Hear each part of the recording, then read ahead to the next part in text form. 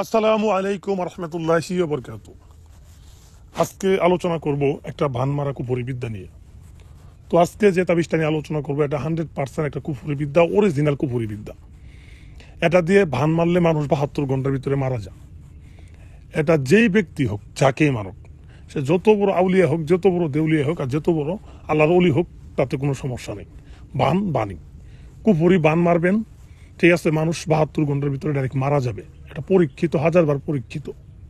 তো যারা কোনো ব্যক্তিরে ভান মারার জন্য বিভিন্ন তদবির ট্রাই করছেন কিন্তু কোনো কাজ হয় নাই, তাদেরকে বলবো আপনারা আমার এই কুফুরি তাবিজটা প্রয়োগ করে দেখতে পারেন। আশা করি 72 ঘন্টার ভিতরে রেজাল্ট পেয়ে যাবেন।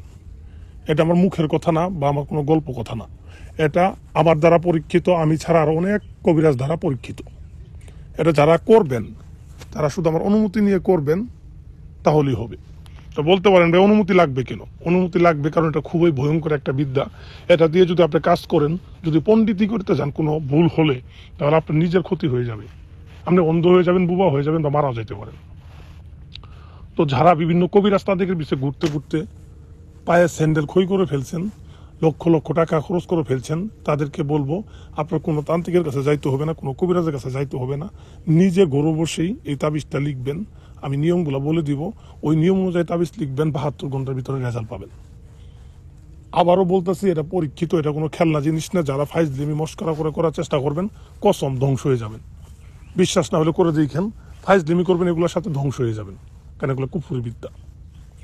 তো যাই হোক, আমি কথা বাড়াবো না। কীভাবে তাবিজটা লিখবেন আর কীভাবে লিখলে 100% কাজ হবে এই সম্পর্কে বিস্তারিত বলে দিচ্ছি। মনোযোগ সহকারে আমার কথাগুলো শুনেন, আর ভিডিওটা ভালো লাগলে লাইক দিয়ে ভিডিওটা সম্পূর্ণ দেখেন।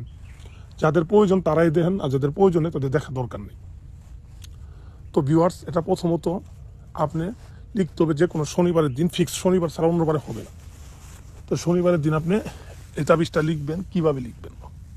তাবিজটা লিখার পূর্বে একটা মাটি দিয়ে মূর্তি বানাবেন, যাকে মারবেন তার সুরত মনে করে।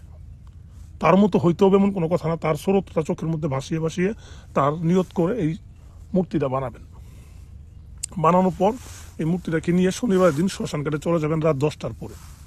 গিয়ে সকালে যেখানে চিতা পোড়াই সেইখানে গিয়ে বসবেন কালো কাপড় বিছাইয়া।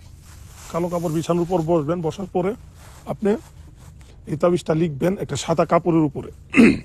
সাদা কাপড়ের উপরে কী লিখবেন? আবির দিয়ে, লাল রঙের আবির, ঠিক আছে, এর ভিতরে কুমকুম আর মেশক জাফরান মিশ্রিত করে কালি বানাবেন। এই কালি দিয়ে সাদা কাপড় উপরে আপনি এটা লিখবেন। লিখার পরে কাপড়টা একটু বড় করে নেবেন। তাবিজটা লিখবেন ছোটো করেই, কিন্তু বড় করে কাপড়টা একটু বড় করে নেবেন, 1 হাত 2 হাত এরকম নেবেন। নেওয়ার পরে তাবিজের নিচে যাকে মারতে চান তার নাম, তার বাবার নাম, এগুলো উল্লেখ করে দিবেন। ফালান বিন ফালান, ছেলের নাম, ছেলের বাবার নাম। যদি মেয়েকে লেখেন, ঠিক আছে, তাহলে ঠিক আছে, ফালান বিনতে ফালান, মেয়ের নাম, মেয়ের মায়ের নাম, এগুলা নামগুলো সুন্দর করে লিখে দিবেন।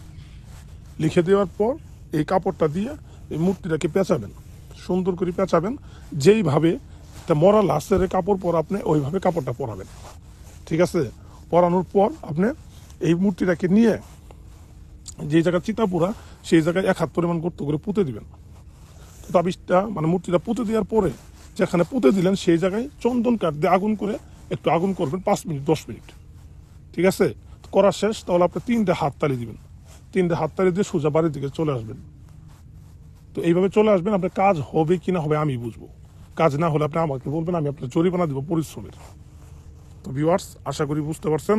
তো যেভাবে বললাম, পণ্ডিতি না করি, বেশি পণ্ডিতি না করি, এইভাবে করবেন। করার আগে অবশ্যই এই পাপি কনিষ্ঠ বান্দার কাছে একটু জানিয়ে করবেন।